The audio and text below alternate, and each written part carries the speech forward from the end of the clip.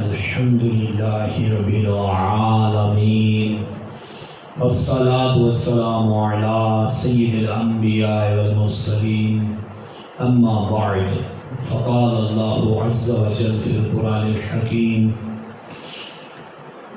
وَلَنَبْلُوَنَّكُمْ بِشَيْءٍ مِّنَ الْخَوْفِ وَالْجُوعِ وَنَقْصٍ مِّنَ الْأَمْوَالِ وَالْأَنفُسِ وَالثَّمَرَاتِ وَبَشِّرِ الصَّابِرِينَ الَّذِينَ إِذَا أَصَابَتْهُم مُّصِيبَةٌ قَالُوا إِنَّا لِلَّهِ وَإِنَّا إِلَيْهِ رَاجِعُونَ وفي مقام آخر وَلَا تَقُولُوا لِمَن يُقْتَلُ فِي سَبِيلِ اللَّهِ أَمْوَاتٌ بل احجاء وانتم لا تشعرون وفي مقام آخر ولا تحسبن الذين قتلوا في سبيل الله امواتا بل احجاء عند ربهم يرزقون صدق الله مولانا العليم وبلغنا رسوله النبي الكريم الامين. درس القرآن والحديث الآن عن حیات الشہداء و حرمت النیاحت عند المصیبہ ولذا استمعوا استماعا. آج کا درس قرآن درس حدیث بہت ہی اہم موضوع. شہداء زندہ ہیں، شہید کی زندگی، شہید زندہ ہے اور زندہ پہ ماتم کرنا کیسا ہے، اس پر درس قرآن درس حدیث ہے. شور کر کے رونا، ماتم کرنا، اس کے بارے میں قرآن اور حدیث کیا فرماتے ہیں. بہت ہی اہم موضوع ہے. بر وقت تو مسجد میں تشریف لے آئیں تو انشاءاللہ آپ کو بے حد فائدہ ہوگا، بہت سی گمراہیوں سے بچیں گے. خلاق عالم جل شانہ نے قرآن حکیم میں ارشاد فرمایا وَلَنَبْلُوَنَّكُمْ بِشَيْءٍ مِّنَ الْخَوْفِ. ارشاد فرمایا ہم تمہیں ضرور آزمائیں گے. آزمائش تو فائنل ہے اور ایک تاکید نہیں، ڈبل تاکید، دو تاکیدیں. وَلَنَبْلُوَنَّكُمْ لام تاکید بنون ثقیلہ کے ساتھ ہے. ہم ضرور تمہیں آزمائیں گے. کس چیز سے؟ بِشَيْءٍ مِّنَ الْخَوْفِ. من تبعیدیہ ہے، کچھ خوف دے کے، کچھ خوف سے، خوف میں مبتلا کر کے. دشمن کا خوف مسلط ہو سکتا ہے لیکن آزمائش ہماری ضرور ہونی ہے. والجوع، یا پھر کاسالی آ سکتی ہے، تنگی آ سکتی ہے، معیشی پرابلم بن سکتے ہیں، فائنینشیل نظام خراب ہو سکتا ہے، تنگی آ سکتی ہے، فاقے بھی آ سکتے ہیں. وَنَقْصٍ مِّنَ الْأَمْوَالِ وَالْأَنفُسِ وَالثَّمَرَاتِ وَنَقْصٍ مِّنَ الْأَمْوَالِ. اور مالوں کی کمی دے کے بھی ہم تمہیں ضرور آزمائیں گے. مال کم ہو سکتا ہے، ضائع ہو سکتا ہے، نقصان ہو سکتا ہے. والانفس، اور جانوں کی کمی بھی ہو سکتی ہے. گھر میں کوئی فوت ہو جائے، باپ بیٹا بھائی بہن کوئی عزیز رشتہ دار چلے جائیں تو کہاں جانوں کی کمی سے بھی آزمائش ہم تمہاری ضرور کریں گے. والثمرات، اور میوہ جات کی کمی سے بھی ہم تمہیں ضرور آزمائیں گے. یہ 5 چیزیں ہیں کہ جن کی آزمائش حتمی ہے اور ہر ایک نے اس پروسیس سے گزرنا ہے. ہم تمہیں ضرور آزمائیں گے. خوف مسلط ہو سکتا ہے دشمن کا، جان مال کی کمی، مال کی کمی، میوہ جات کی کمی، اور مال جو انسان کے پاس مال ہوتا ہے اس کی کمی بھی آ سکتی ہے. تو یہ 5 چیزیں ہیں جن کے ساتھ آزمائش ہونی ہے. تو کرنا کیا ہے جب مصیبت آئے؟ تو مصیبت آئے تو کیا چلا کے رونا، گریبان پھاڑنا، ماتم کرنا؟ کیا اس سے میت کی بخشش کا کوئی سبب بنتا ہے؟ یا اس سے ہم میت کو فائدے کی بجائے اپنی آخرت برباد کر رہے تھے؟ معاشرے میں بہت سی جہالتیں ہیں، ان میں یہ جہالت سر چڑھ کے آگے. ماتم، مر جائے ماتم شروع کر دو، زور سے رو.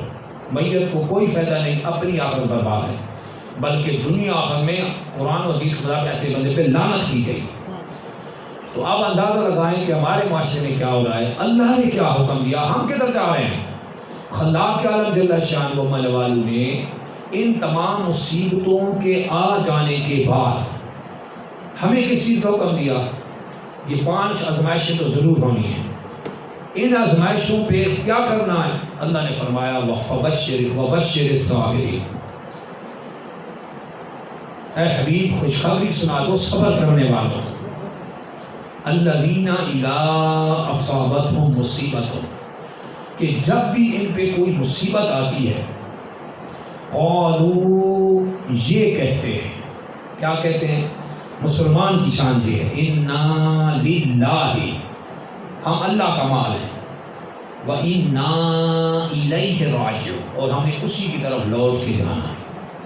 یہ ہے جملہ جو کہنا ہے، یہ ہے وہ تعلیم جو قرآن نے دی ہے کہ آدمی پہ جب یہ آزمائشیں تو یہ الفاظ کہے، مصیبتیں آئیں، پریشانی آئیں، گھر میں بندہ مر جائے، کوئی پریشانی آ جائے، مال کی کمی آ جائے، جان کی کمی آ جائے، تنگحالیاں آ جائیں، فاقے آ جائیں، کچھ بھی ہو جائے، مصیبتوں پہ واویلا کرنا اور گریبان پھاڑنا اور ماتم کرنا، اس کی اسلام اجازت نہیں دیتا۔ اسلام نے تو صبر کا حکم دیا، اور اللہ نے ایمان والوں کی یہ صفت بیان کی، قالوا اِنَّا لِلَّهِ، وہ کیا کہتے ہیں؟ ہم اللہ کا مال ہے، وَإِلَيْهِ رَاجِعُونَ، اللہ کی طرف لوٹ کے جانا ہے۔ اولئک علیہم صلوات من ربہم، یہ وہ ہیں جن پر ان کے رب کی طرف سے نوازشیں ہیں، وَأُولَئِكَ هُمُ الْمُهْتَدُونَ، اور یہ لوگ ہدایت یافتہ ہیں، یہ ہدایت یافتہ، اولئک هم المهتدون، یہ لوگ ہدایت یافتہ ہیں، یہ لوگ۔ مصیبتیں آئیں، پریشانی آئیں تو کیا کریں؟ صبر، گریبان نہیں پھاڑنے، سینہ پوریاں نہیں کرنی، اپنے آپ کو زخمی نہیں کرنا، کپڑے نہیں پھاڑنے، اور شور شور سے رو رو کے معاشرے میں یہ تاثر دینا کہ اس سے میت کو فائدہ نہیں، کوئی فائدہ نہیں دے، اس لیے ہم اپنی آخرت برباد کر رہے ہیں۔ تو یہاں پہ قرآن و حدیث میں بالکل واضح تعلیمات ہیں۔ قرآن کی اصل میں قرآن کو جب سے چھوڑا ہے نا امت نے، تب گمراہی ہے معاشرے میں۔ اب قرآن نے ان کو ہدایت یافتہ کہا، ان کو جو کہتے ہیں اِنَّا لِلَّهِ وَإِنَّا إِلَيْهِ رَاجِعُونَ، یہ ہدایت یافتہ لوگ ہیں۔ اولئک علیہم صلوات من ربہم واولئک هم الرحمہ، یہ ہے جن پر رب کی طرف سے نوازشیں اور رحمتیں، اولئک هم المہتدون، یہی لوگ ہدایت یافتہ ہیں۔ اسلام نے اپنے دامن میں آنے والوں کو ہرگز اس غلط فہمی میں مبتلا نہیں ہونے دیا کہ اسلام میں آنے کے بعد تمہیں کبھی تکلیف نہیں پہنچ سکتی، نہیں، اس غلط فہمی میں نہیں مبتلا ہونے دیا۔ اسلام نے تو واضح کر دیا قرآن نے کہ تمہاری تو بڑی آزمائشیں ہونی ہیں، یہ 5 آزمائشیں تو قرآن نے لگا دی، اور دوسرے مقام پہ فرمایا احسب الناس، کیا لوگ یہ سمجھتے ہیں، احسب الناس ان یترکوا، کہ انہیں اتنے پہ چھوڑ دیا جائے گا، ان یقولوا آمنا، کہ وہ صرف یہ کہتے کہ ہم اسلام لے، ایمان لے، بس اتنے پہ چھوڑ دیا جائے گا، وہم لا یفتنون، اور ان کی آزمائش نہ ہوگی، آزمائش ضرور ہوگی۔ تو اسلام میں اپنے آنے والوں کو اس غلط فہمی سے ہٹایا ہے کہ یہ نہ سمجھیں کہ ہم نے اسلام قبول کر لیا تو نہ ہمارے سر میں درد ہوگا، نہ ہمیں کبھی نقصان ہوگا، نہ ہمارے مالوں میں نقصان ہوگا، نہ ہمارے مالوں میں جانوں میں نقصان ہوگا، نہ تنگیاں ہوں گی، نہیں نہیں، یہ آزمائشیں ہیں جو ہونی ہیں، تو اس پر صبر کرنے پہ ثواب عطا فرمایا گیا ہے، اس پہ صبر کرنے۔ اب ہمارے معاشرے میں یہ کام الٹ چل رہا ہے، چونکہ قرآن سے دور، دین سے دور، دینی تعلیمات سے دور، اگر اس تعلیمات کے قریب ہوتے تو آج گمراہیاں ہمارے اوپر ڈیرے نہ ڈالتی، آج گمراہیاں ہمارے اوپر ڈیرے نہ ڈالتی۔ اور یہ آج کے معاشرے میں جو ماتم کی رسم چلتی ہے، روحوں کی رسم چلتی ہے، مسیحے پڑھے جاتے ہیں، یہ واٹ از دس، یہ کیا ہو رہا ہے؟ اللہ کے رسول صلی اللہ علیہ وسلم ہمیں کیا تعلیم دے رہے ہیں؟ اور حدیث مبارکہ میں کسی گھر کے بچہ بھی مر جائے نا، اس پہ بھی صبر کرنے پہ اجر عظیم بتایا گیا، اور اس میں بھی صبر کا حکم دیا گیا۔ اس میں ایک امام فوز پہلے حدیث سماعت فرما رہے ہیں، رواہ مسلم بن حجاج کو شریفی سے، اس حدیث پاک امام مسلم بن حجاج کو شریف نے اپنی صحیح میں نقل فرمایا، واحمد بن حنبل فی مسندی و محمد بن عیسیٰ ترمذی فی جامع، امام احمد بن حنبل نے اپنی مسند میں، محمد بن عیسیٰ ترمذی نے اپنی جامع میں حدیث مبارک کو نقل فرمایا عن ابی ہریرہ رضی اللہ عنہ قال قال رسول اللہ صلی اللہ علیہ وسلم، حضرت سیدنا ابو ہریرہ رضی اللہ عنہ سے فرماتے ہیں اللہ کے رسول صلی اللہ علیہ وسلم نے ارشاد فرمایا اذا مات ولد العبد، جب بندے کا بیٹا مر جاتا ہے، جب کسی کا باپ کا بیٹا مر جاتا ہے، فیقول اللہ تعالیٰ لملائکتہ، اللہ فرشتوں سے فرماتا ہے قبضتم ولد عبدی، تم نے میرے بندے کا بیٹا قبض کر لیا، یعنی اس کی روح قبض کر لی۔ فیقولون نعم، وہ عرض کرتے ہاں مولا ایسا ہی ہے، تیرا ہی حکم تھا۔ فیقول، تو اللہ فرماتا ہے قبضتم ثمرۃ فوادہ، تم نے اس کے دل کا پھل لے لیا، اولاد دل کا پھل ہوتی ہے۔ فیقولون نعم، فرشتے کہتے ہیں ہاں ایسا ہی ہے۔ تو اللہ جل شانہ فرماتا ہے فیقول ماذا قال عبدی، جب اس کے بچے کی تم نے روح قبض کر لی، وہ بندہ کیا کہتا تھا، اس بندہ کا کیا کہنا تھا اس وقت مصیبت کی بات، یہ جو پہاڑ اس پہ گرا تھا، اس کا بچہ فوت ہو گیا، تو اس نے کہا کیا تھا؟ فیقولون، تو فرشتے عرض کرتے ہیں حمدک، اے اللہ اس نے تیری حمد بیان کی، اس نے کہا الحمدللہ علی کل حال، ہر حال میں اللہ کا شکر ہے۔ واسترجع، اور انہوں نے استرجاع یعنی انا للہ و انا الیہ راجعون کا، ہم اللہ کے بندے ہیں اور اللہ کا مال ہے، اسی کی طرف لوٹ کے جانا۔ اس نے تیری حمد کی اور یہ جملہ کہا۔ فیقول اللہ تعالیٰ لملائکتہ، کو اللہ جل شانہ فرشتوں سے فرماتا ہے ابنوا لعبدی بیتا فی الجنہ، میرے اس بندے کے لیے جنت میں محل بناؤ، وسموہ بیت الحمد، اور میرے اس بندے کے گھر جو جنت میں تم نے محل بنایا اس کے نام آگے جو رکھنا ہے وہ رکھ دو بیت الحمد، حمد کا گھر، حمد کا محل، کیونکہ اتنی بڑی اس نے مصیبت آئی اور اس نے کہا ہم الحمدللہ انا للہ و انا الیہ راجعون، یہ دو جملے ہیں۔ تو یہاں پہ ساری بات ختم ہو گئی۔ حدیث میں کیسی واضح تعلیمات ہے کہ بیٹا بھی فوت ہوا نا، وہاں بھی چلانے کی اجازت نہیں، ماتم کرنے کی، لوہے کرنے کی، مسیحے پڑھنے کی، لوگوں کو بدھو بنانے کی، یہاں پہ توفیق نہیں۔ تعلیم یہاں کیا دی گئی؟ صبر، اور صبر پہ اللہ نے جنت میں محل بنانے کا حکم فرشتوں کو دے دیا۔ تو یہ ہے اسلام کی تعلیمات۔ اب چلتے ہیں اصول کافی، یہ اہل تشریح کی بہت بڑی کتاب ہے اصول کافی، قرآن کے بعد ان کے نزدیک یہ کتاب ہے۔ اب امام جعفر صادق کیا فرماتے ہیں، ذرا توجہ کے ساتھ سنیے گا۔ عن ابی عبداللہ الجعفر الصادق رضی اللہ عنہ قال، امام جعفر الصادق رضی اللہ عنہ ارشاد فرماتے ہیں الصبر من الایمان، فرماتے ہیں بے منزلۃ الراس من الجسد، فرماتے ہیں صبر کا ایمان سے ایسا کنٹیکٹ ہے، ایسا ریلیشن شپ ہے، ایسا رشتہ ہے جیسا کہ آدمی کے سر کا اس کی باڈی کے ساتھ، جسم کے ساتھ رشتہ ہوتا ہے۔ فَإِذَا ذَهَبَ الرَّأْسُ ذَهَبَ الْجَسَدُ، جب سر چلا جاتا ہے تو پورا دھڑ باڈی بھی چلی جاتی ہے، خود بہت ختم ہو جاتی ہے۔ انسان کا جب سر ختم ہو تو باڈی خود، جسم بھی برباد ہوتا ہے، تباہ ہو جاتا ہے۔ فرمایا وَكَذَلِكَ، اسی طرح امام جعفر الصادق رضی اللہ عنہ فرماتے ہیں اسی طرح اذا ذهب الصبر، جب صبر چلا جاتا ہے، ذهب الایمان، تو بندے کا ایمان بھی چلا جاتا ہے۔ امام جعفر الصادق رضی اللہ عنہ، اصول فروع کافی، اصول کافی کی حدیث۔ اب خود دیکھیں کہ امام جعفر صادق کس کی تعلیم دے رہے ہیں، اہل بیت اطہار کے فضل، اور آج ہمارے معاشرے میں کیا پیش کیا جا رہا ہے، اور اس کو کیا بیک گراؤنڈ دکھایا جاتا ہے، لوگوں کو کیا کہا جاتا ہے، اور کیا مجمع جماعت کے کیا کیے جاتے ہیں، اور سب آپ اچھی طرح جانتے ہیں۔ لیکن امام جعفر صادق اہل بیت اطہار کے امام کیا تعلیم دے رہے ہیں؟ وہ فرماتے ہیں صبر جائے تو ایمان بھی جائے، اور ہاں یہاں کیا ہوتا ہے، صبر کی دھجیاں اڑا دی جاتی ہیں اور گریبان چاہ کر کے پوری شہر کو ساتھ میں اٹھا دیا جاتا ہے، ماتم ہو رہے ہیں، واٹ از دس؟ اور آگے چلتے ہیں امام جعفر صادق نے دوسری فروع کافی کی دوسری حدیث میں، اس میں کیا فرماتے ہیں؟ عن ابی عبداللہ الجعفر الصادق رضی اللہ عنہ قال قال رسول اللہ صلی اللہ علیہ وسلم، امام جعفر الصادق رضی اللہ عنہ فروع کافی، یہ بھی ان کی بہت بڑی کتاب ہے، اس کو حدیث کی کتاب مانتے ہیں۔ حضرت امام ابو عبداللہ امام جعفر الصادق رضی اللہ عنہ ارشاد فرماتے ہیں قال رسول اللہ صلی اللہ علیہ وسلم، اللہ کے رسول مکرم صلی اللہ علیہ وسلم نے ارشاد فرمایا، توجہ رکھنا، اللہ کے رسول صلی اللہ علیہ وسلم ارشاد فرماتے ہیں اسی نوحے کے بارے میں اور ماتم کے بارے میں، فرماتے ہیں آدمی کا مصیبت کے وقت اپنے ران پہ ہاتھ مارنا، فرماتے ہیں ضرب المسلم یدہ علی فاخذہ عند المصیبت احباط لاجرہ، آدمی کا مصیبت کے وقت اپنے رانوں پہ اس طرح ہاتھ مارنا یہ اس کے اعمال کو ملیا میٹ کر کے رکھ دیتا ہے، اس کے ثواب کو تباہ کر دیتا ہے۔ یہ کون فرمایا؟ امام جعفر صادق راوی ہے، اللہ کے رسول صلی اللہ علیہ وسلم فروع کافی ہے۔ آج ہمارے معاشرے میں کیا ہوتا ہے، اور آگے جا کے دیکھ لیں گے ساری جو حالات ہوتے ہیں، ہم لوگ دیکھتے ہیں تبھی یہ تماشے چلتے ہیں۔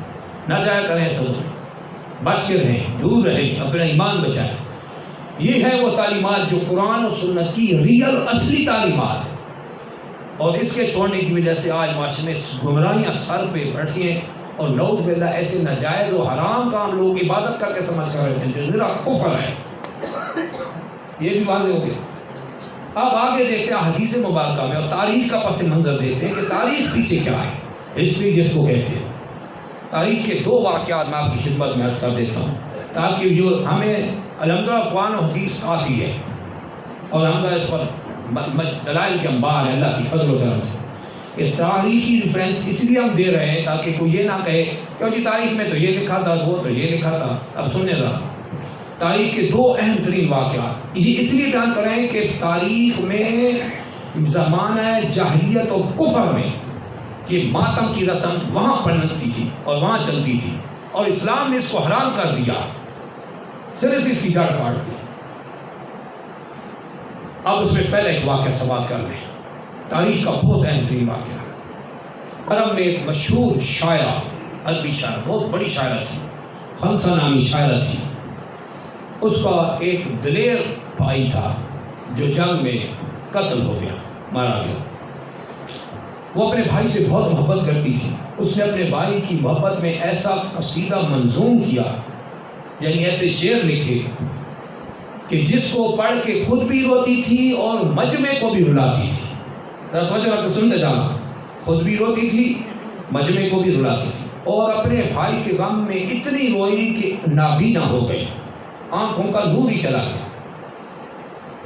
جب اسلام کی کرنوں نے اس کے دل کو نور ایمان سے منور کیا، لیکن جب مسلمان ہوئی تو اللہ کے رسول صلی اللہ علیہ وسلم کی محبت اس کے دل میں گھر کر گئی، اور ایسا گھر کر گئی کہ وہ جو ماتمی مجلس قائم کر کے خود بھی روتی اپنے بھائی کے غم میں اور اپنے دوسرے مجمع کو بھی رلاتی تھی، جو مرثیے لکھتی تھی، اس نے اپنے تینوں بیٹوں کو لیا، اور جنگ قادسیہ ہو رہی تھی۔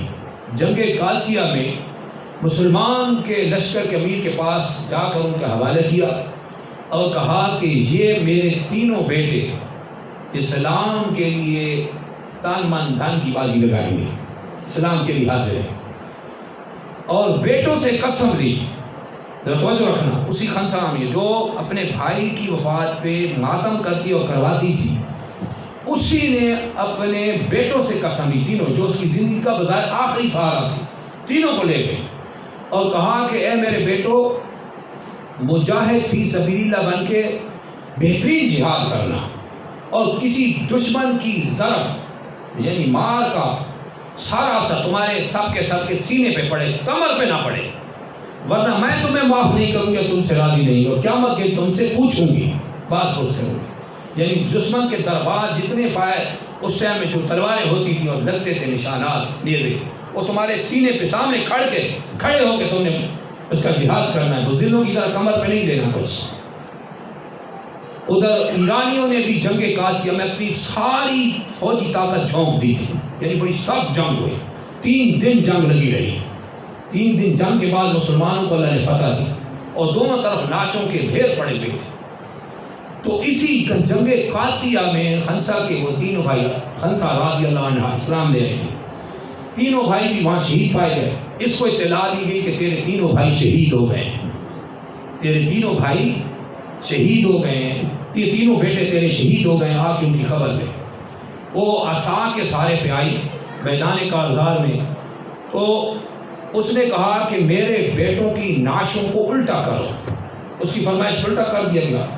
اس نے اپنا ہاتھ ان کی پشتوں پہ پھیرا، کمر پہ پشتوں پہ پھیرا کہ کہیں کوئی زخم پیچھے تو نہیں ہے، کہ میں نے جو ان کو حکم دیا تھا کہ سارے ضربات سینے پہ برداشت کرنے، پیچھے کچھ نہیں لگا، تو میں جو بھی دشمن کی ضرب پہنچے آگے سے لگے، پیچھے سے نہ لگے۔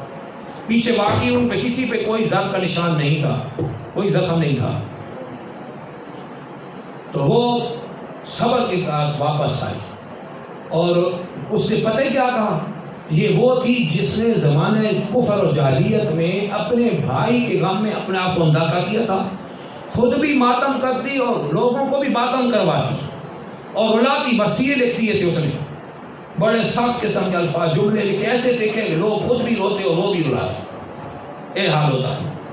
لیکن جب اسلام کا انقلاب آیا تو اب تینوں بیٹوں کی لاشوں پہ ہاتھ پھیرنے کے بعد اس نے کہا، کیا اس نے ماتم کیا تھا یا باطنی مجلس قائم کی تھی یا لوہے کیے تھے؟ اس نے یہ کہا، الحمدللہ الذی شرفنی بشہادت ہؤلاء، تمام تعریف اللہ کے لیے ہے جس نے مجھے ان بیٹوں کی شہادت سے مشرف فرمایا ہے، ان بیٹوں کی شہادت سے مجھے عزت بخشی۔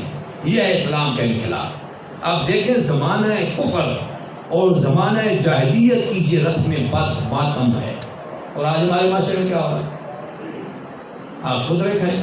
امر القیس یہ بھی زمانہ کفر کا ایک بہت بڑا شاعر تھا، کہ جب اس کی موت کا وقت قریب آیا تو اس نے اپنے بیٹوں کو وصیت کی کہ جب میں مرنے لگوں، مر جاؤں، تو 1 سال تک میری قبر پہ خیمہ زن ہونا، خیمہ تان کے کھڑے رہنے، ادھر 1 سال ادھر رہنا ہے آپ نے، اور اس میں تم نے خود بھی نوح اور ماتم کرنا ہے اور لوگوں کو بھی ماتم کروانا ہے، اور ایسا ہی ہے، ہاں، اور 1 سال کے بعد میں تمہیں معذور سمجھوں گا، تم چلے جانا، پھر تم پہ میری کوئی پوچھ نہیں ہوگی۔ یہی نہیں بلکہ اہل عرب میں زمانہ کفر اور جہالت میں ماتم کرنے والی، مرثیہ پڑھنے والی، نوحہ یعنی چیخ چیخ کے رونے والی عورتوں کا ایک جمع غفیر ہوتا تھا، اور وہ آ کے گھنٹوں روتی، خود بھی رلاتی اور مجمع کو بھی رلاتی تھی۔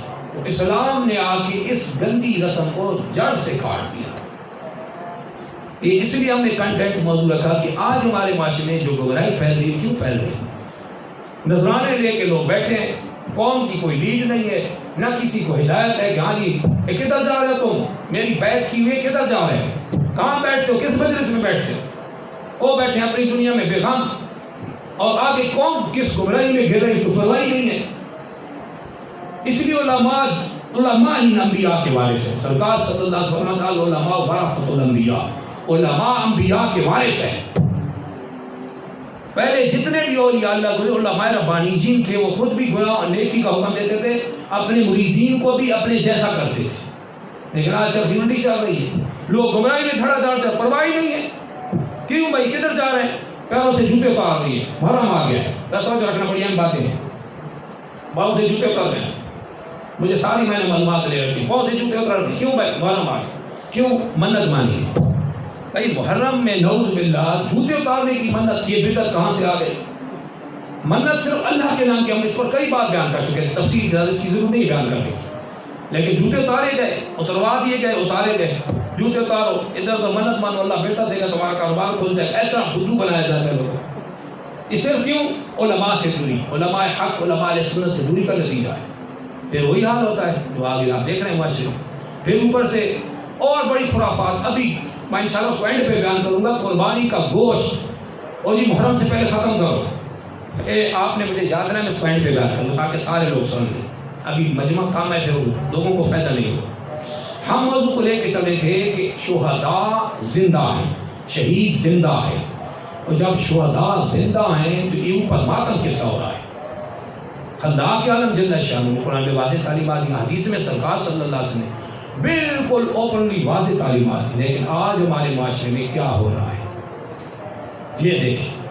حدیث مبارکہ میں بھی سختی سے اس کا رد فرمایا گیا، کما رواہ مسلم بن الحجاج قشیری فی صحیح، امام مسلم بن حجاج قشیری نے اپنی صحیح میں حدیث مبارکہ کو نقل فرمایا، ان ابی مالک الاشعری رضی اللہ عنہ قال قال رسول اللہ صلی اللہ علیہ وسلم ابو مالک اشعری رضی اللہ عنہ سے فرماتے ہیں اللہ کے رسول صلی اللہ علیہ وسلم نے ارشاد فرمایا اثنتان فی الناس ہما بہم کفر، فرمایا دو چیزیں ایسی ہیں جس کی وجہ سے لوگ کفر میں مبتلا ہیں. ذرا توجہ رکھنا، یہ کوئی حج کا ثواب نہیں مل رہا ماتم پہ.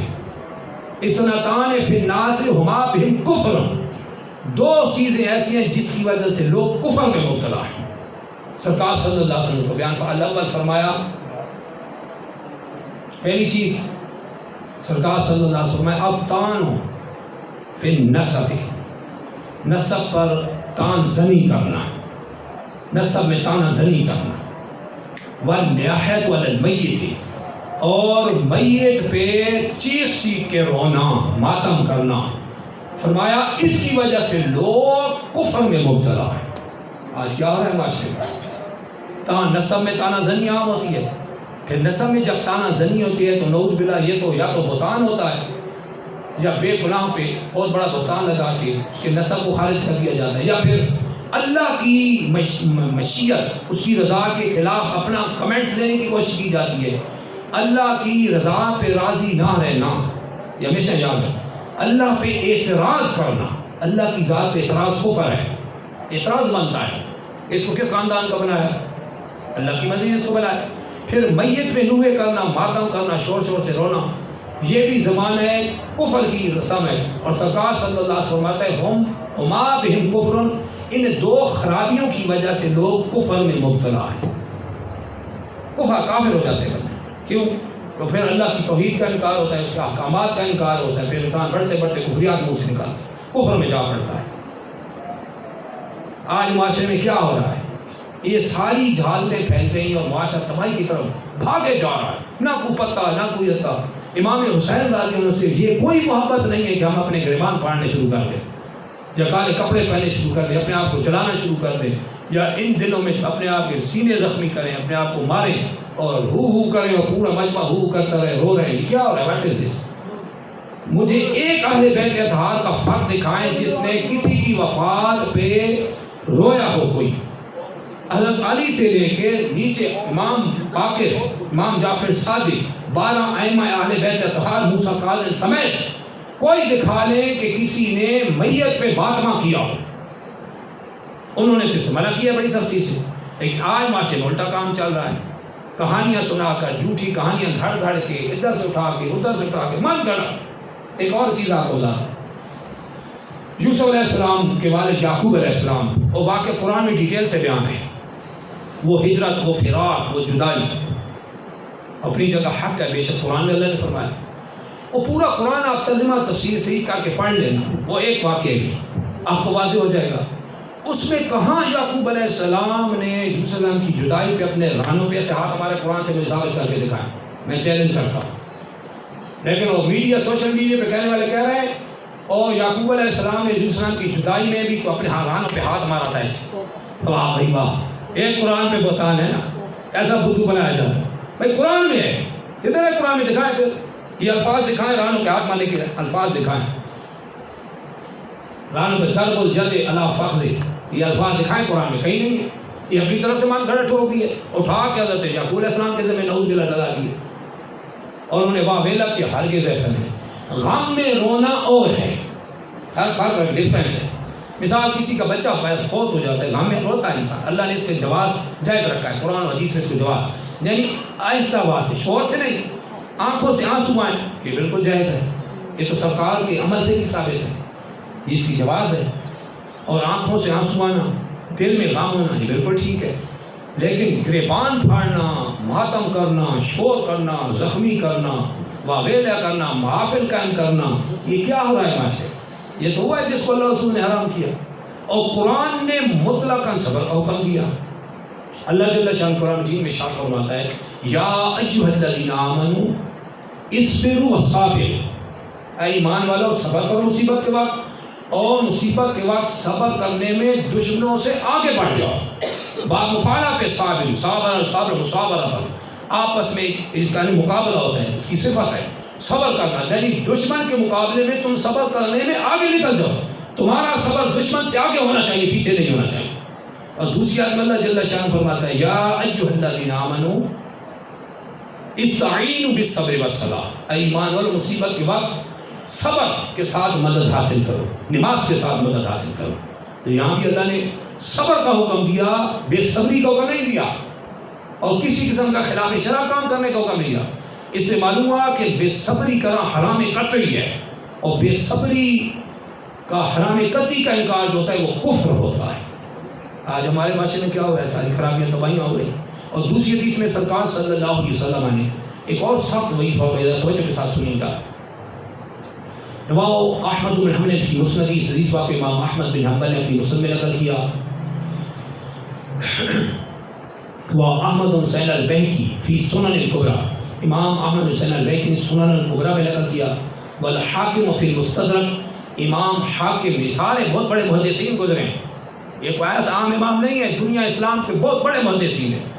امام حاکم نے مستدرک میں، امام حاکم ہوا ہے جو امام بخاری امام مسلم نے جو حدیثیں صحیحہ چھوڑ دی ہیں 1,00,000 میں سے، وہ امام حاکم نے اپنی مستدرک میں جمع کیے انہی کی شرائط پہ، یعنی بالکل صحیح حدیثیں۔ اس حدیث مبارکہ کو نقل فرمایا عن ابی ہریرہ رضی اللہ عنہ قال رسول اللہ صلی اللہ علیہ وسلم، حضرت سیدنا ابو ہریرہ رضی اللہ عنہ سے فرماتے ہیں اللہ کے رسول صلی اللہ علیہ وسلم نے ارشاد فرمایا اربع فی امتی، اربع فی امتی من امر الجاہلیت لا یترکونہن، فرمایا 4 کام ایسے ہیں جو میری امت میں زمانہ جاہلیت کے ہوں گے، جن کو لا یترکونہن لوگ نہیں چھوڑیں گے، ہے زمانہ جاہلیت کے کام۔ من امر الجاہلیہ، سرکار نے بیان کیا، من بیانی آئے کہ زمانہ جاہلیت کے یہ کام ہیں، لوگ نہیں چھوڑیں گے۔ الاول، پہلا سرکار صلی اللہ علیہ وسلم الطعن فی الاعصاب، الفخر فی الاعصاب، فرمایا حسب اور خاندان پہ فخر کرنا، میں فلاں خاندان سے ہوں، میں فلاں خاندان سے ہوں۔ حالانکہ اللہ نے اس لیے فخر خاندان نہیں بنایا، کاسٹ اس لیے نہیں کریٹڈ کی گئی، بلکہ اللہ جل شانہ نے قرآن میں واضح فرما دیا یا ایھا الناس انا خلقناکم من ذکر و انثی، اے لوگوں ہم نے تمہیں حوا و آدم سے پیدا کیا، وجعلناکم شعوبا و قبائل لتعارفوا، اور تمہارے شاخیں، کنبے، خاندان، کاسٹ اس لیے کریٹس کی بنائی ہیں، لتعارفوا تاکہ ایک دوسرے کو تم پہچان سکو۔ The reason is that you can get awareness about another، اس کی وجہ یہ ہے کہ تم ایک دوسرے کے متعلق اویئرنیس حاصل کرو کہ یہ کون ہے، یہ کون ہے، یہ کون ہے، بس یہ صرف تعارف کے لیے بنائے گئے۔ آگے اللہ نے جو ڈگری رکھی ہے نا وہ تقوی کی بنیاد پر بنایا گیا، فرمایا ان اکرمکم عند اللہ اتقاکم، ہاں بے شک اللہ کے ہاں تم میں سب سے زیادہ عزت والا وہی ہوگا جو تم میں سب سے زیادہ پرہیزگار ہے، چاہے وہ جس قوم سے، نیچ قوم سے اس کو کہے، اوپر والی قوم سے کہے، جس قوم سے بھی کہے، اگر پرہیزگار ہے وہ اللہ کے ہاں وہی سب سے اچھا ہے، بشرط صحیح عقیدہ ہونے کی۔ بعد عقیدہ کا تو نہ اندر حال ہے نہ ادھر حال ہے، صحیح